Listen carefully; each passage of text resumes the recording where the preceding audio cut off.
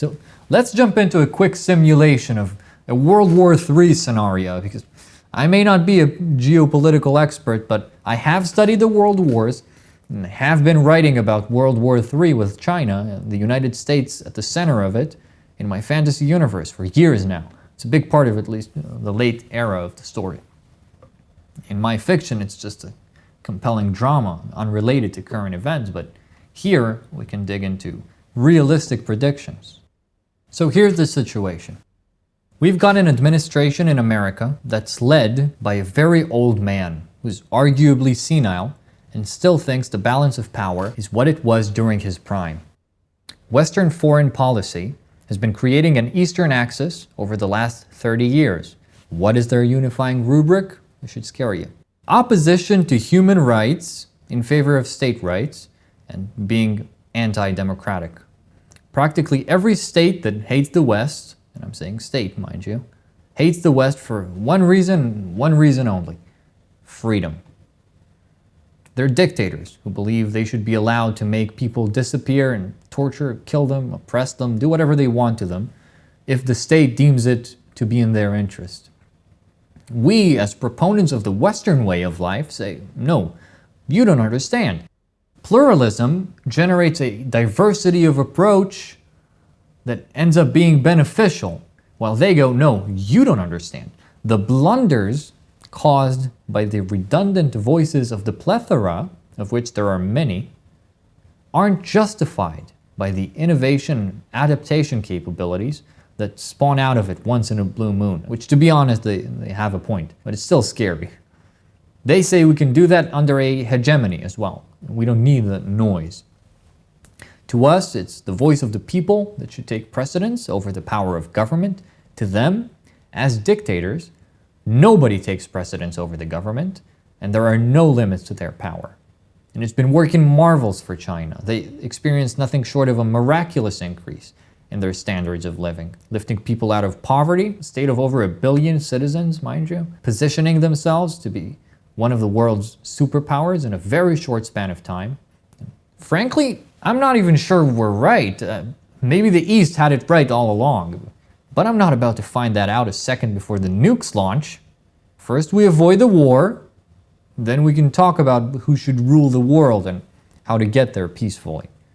And under Trump, our enemies were kept close, whereas Biden alienates his rivals in the name of moral grandstanding. You look at the Russian sanctions as an example. We embargo the hell out of them on account of the Ukraine invasion. Great. What do? They go to Iran. Iran is in the same place they're in. They can establish trade relations. You won't collaborate with them, pretend that weakens them, when in reality all that does is force them to collaborate with your other rivals. And now they're not dependent on you, and you have no leverage or control over what they do. That might weaken them individually, but they end up stacking even more power against you through alliances. Now, you stack up the Russo-Iranian alliance with China, you can throw North Korea into the mix, suddenly you're in more trouble than you signed up for. And that doesn't match up to the power of NATO yet. But Germany wasn't exactly a favorite when it started World War II either. Their state was 40 years old when it started the First World War. And 30 years after fighting no less than the world from a 40-year-old country, they fought a Second World War. By all accounts, that war should have been a home run. The Allies should have knocked them out cold and made it back in time for dinner. But it ended up being the deadliest conflict in human history. And when you take into account that Russia has some of the world's largest stores of raw materials, and China is by far the world leader in terms of industrial capacity, their combined ability to manufacture munitions in times of crisis, when every factory and child slave is recruited to the war effort, you should be shaking in your boots. China's navy is already the largest marine force in the world. Russia's missile capacity is comparable to that of the United States. Again, nowhere near the power of NATO. But when you consider all that, coupled with the preposterous manpower advantage they possess, the Eastern Axis is already far better positioned than Germany and its coalition was relative to the Allies in World War II. Now, how could this scenario escalate to the point where such powers get involved? Well, this war is extremely expensive. I've volunteered in the warehouses that supply the IDF with their equipment and can tell you firsthand, this war is very expensive. There are lines of defense being held on quiet fronts for weeks at a time, where tens and hundreds of thousands of soldiers are being fed, sheltered, trained, and equipped just to be prepared in case something happens. Everybody thought Hezbollah was going to attack from the north the day after we start retaliating against Gaza. But as it turns out, when Khalid Mashal asked them to engage, they mocked him for giving orders out of a five-star hotel and said it wasn't his decision to make. They even asked him if he had the $30 billion it would cost them to enter this war. Nasrallah's speech basically did everything besides say, "I stand with Israel," so they wouldn't send an assassin to his cave, so it's unlikely we'll see escalation come from their front. Apparently, jihadists, insane though they may be, don't wish to die for nothing, but actually aim to die for victory. You hear suicide bombers, you think they don't have goals, but it's not beyond them to want to live, it seems. And seeing the sheer power of Israel through what we did in Gaza and the US warships in the background really whipped them into place. However, that isn't up to them anymore, because there's an attrition component to this. This war is costing the IDF about $250 million a day, and almost 2 months have passed since they started holding positions in evacuated cities over occasional fireworks, in particular up north. That has a dreadful impact on the economy. You wouldn't tolerate 250,000 employees and employers being drafted, businesses going on hiatus, citizens being transferred into hotels, all paid for by the state, if you didn't think something was going to happen. And I'm not saying that's an omen of broader war, because Israel has not escalated it yet. But our leading officials have been crystal clear that we've learned our lesson, and from here on out, we refuse to live in the shadow of terror. And Hezbollah has 100,000 troops, well-trained, and 200,000 rockets. They're 1,000 times the threat Hamas posed. Less than 3,000 of them started all this, and their side of the country has a far better fence. Now, at the moment, Iran has decided to stay out of this. They don't really care about Hamas. You could talk about the cards they hold, ceasefire pressures, the hostage situation. The truth is, even with the hostages and all the devastation videos they're spreading, they will not be able to reach a ceasefire and keep living. Israel can't afford the reputational blow of letting Hamas exist after what they did. They either surrender or they die. Period. If they choose to die fighting, many Israeli prisoners will die with them. If they choose to surrender for the hope of fighting another day, even though they'd be imprisoned, then more of them will be released. Either way, Hamas will be eradicated. The only question is how long it will take, especially going into winter, and how many others will die with them. But none of that is going to make a difference. Hezbollah, on the other hand, does matter to Iran. If we decide to strike them, or the impossible happens and they do it first, that will trigger their blood oath with Iran. And at that point, you can expect Lebanon to be erased from the world map. Even though they're against the war and don't like Hezbollah, they'll likely join forces with them to face a common enemy until they're destroyed. Iran, although they don't share a border with Israel, will enter the fray for sure. They will try to use their long-range missiles against Israel. The two of them combined would probably kill tens of thousands, even with interception from Israeli defense systems and American warships. They'll start mobilizing forces through Iraq into Syria. We'll attack them en route before they arrive. They'll try to debilitate our ability to strike them en route. Our technology may be superior, but they have greater numbers. Even if we score 7-1 ratios like the Panzer tanks Germany used in World War II, that will still be an extremely destructive conflict. Meanwhile, in Saudi Arabia, the generational split between the king and the crown prince continues to widen. For those who don't know, the Al-Aqsa flood was designed to elicit the predicted brutality of the Israeli response, especially in Saudi Arabia. The reason for this is Saudi Arabia and Iran have been fighting for influence over the region for a while now, and the Saudi king's son, who's more forward-thinking than his father, was nearing a normalization deal with Israel to align their interests against Iran. But his father likes Palestine more than he hates Iran, and he's supposed to have the higher authority between the two. The more tensions build and the more Palestinians die, one of two outcomes are possible. One, the killing of the Saudi-Israeli deal will succeed, which will benefit Iran, or it will go further, which will weaken it more and perhaps motivate it to engage. Turkey, which has one of the strongest militaries in the world, hates Israel and has expressed it's willing to participate in security measures if nations in the region would embrace such an initiative. And that's likely meant to be a peacekeeping agreement of some sort, but there's no telling. The Egyptians have clarified they're willing to sacrifice millions of lives to prevent the encroachment on their territory, referring to the prospect of accepting Palestinian refugees from Gaza. Charming statement, that is. If we turn our attention to the West Bank as well, Jordan will be put on the same boat. Syria, even though it's dealing with a civil war, is unlikely to miss out on this lovely banquet we're setting up. And that's not even taking into account the fact that 20% of Israel's populace is Arab.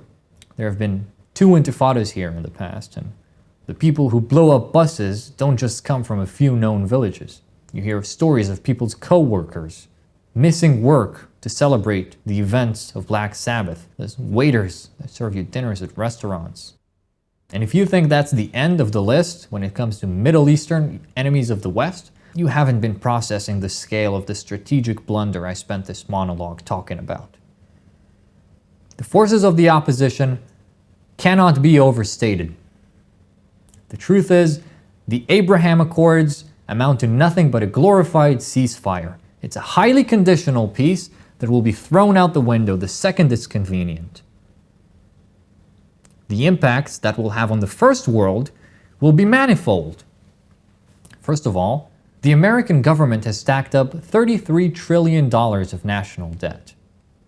The communist revolution there, which I've been writing about extensively, will play a massive role in it. One of those roles will be the fact that their Thunberg imbeciles have stopped drilling for local resources. The Straits of Hormuz in Iran process 20% of the world's oil. Hello, scarcity. But the biggest of them is probably the fact that half their country is now socialist. In every layer of every institution, diversity, inclusion, and equity, also known as DIE by the wise among us, is their dominant ideology. They've adopted an open border policy in the name of fighting xenophobia and promoting multiculturalism.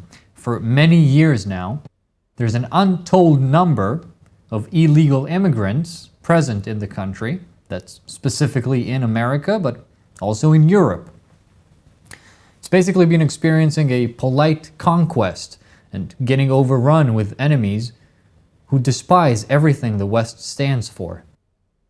If merely 1% of them, 0.1%, are actual militants, well, smarter people than me have hypothesized regarding the damage a sleeper cell could unleash on a single shopping mall within the span of 15 minutes.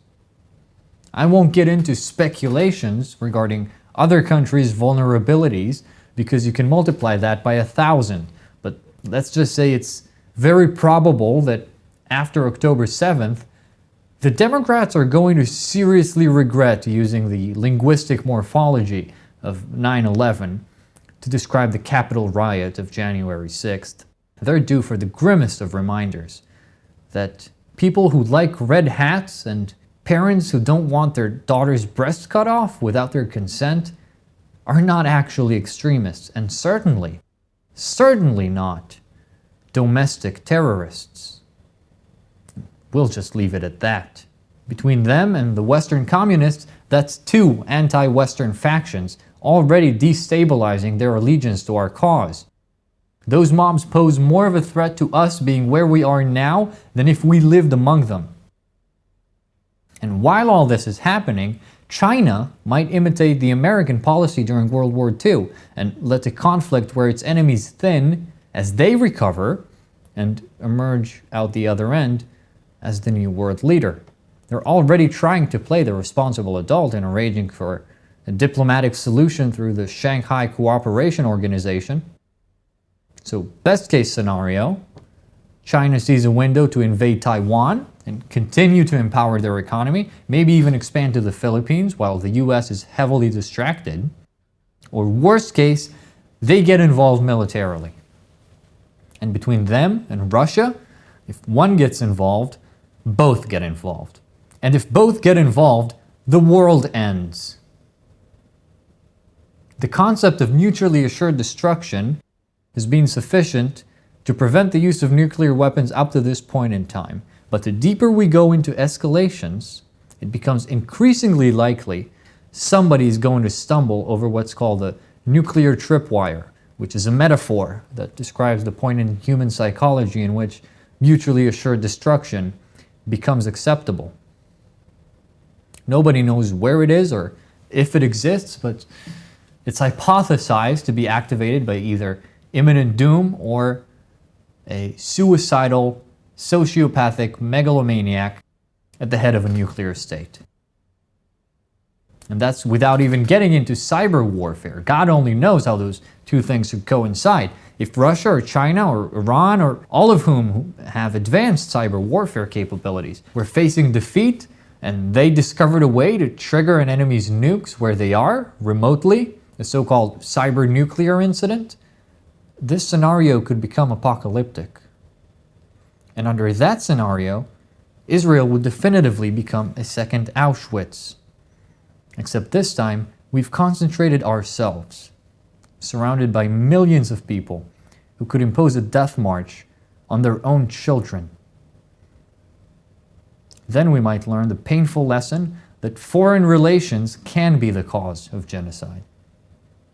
And Zionism will jump right up to playing a central role in the #1 killer of Jews ever.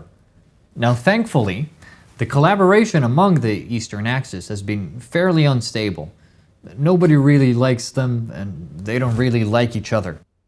Additionally, while Europe and North America is highly dependent on Chinese imports, that goes both ways. China is also dependent on them for exports. Pair that with civil unrest over their treatment of the Uyghurs and stance against Taiwan and how they handled COVID and just being general pricks, and you have some mitigating circumstances. On the Russian front as well, the sanctions, isolating though they are, have at least been effective. Everything from tanks to planes to missiles are dependent on top-shelf Western technology, which stopped coming in, forcing them to settle for Chinese alternatives. At one point going so far as having to pull tanks out of their museums. Morale is extremely low in their conscript majority army, too, perhaps because it's led by a tyrant to an unjust war. Imagine that. Apparently they're also terribly trained. And for all the weaknesses the West is currently dealing with, it does remain the undisputed power in the world. All in all, even though the tip of the scales, being the point in history where Western powers have close rivals that would prove a serious challenge in war, is closer than ever before, it can be safely concluded that this war will be contained to the Middle East and end at the most with US involvement in Iran. And there's no saying that with certainty, but that's the highest likelihood. And to take it one step further, I'd say it's even unlikely to get that far, because seeing as Hezbollah has a ton of firepower, even in the maddened state Israel is currently in, it's very likely to approach a diplomatic solution through Iran that includes some sort of buffer zone on the northern border rather than going to war. And if that fails too, there'd probably be some overthrow attempt within Iran before we start further escalations.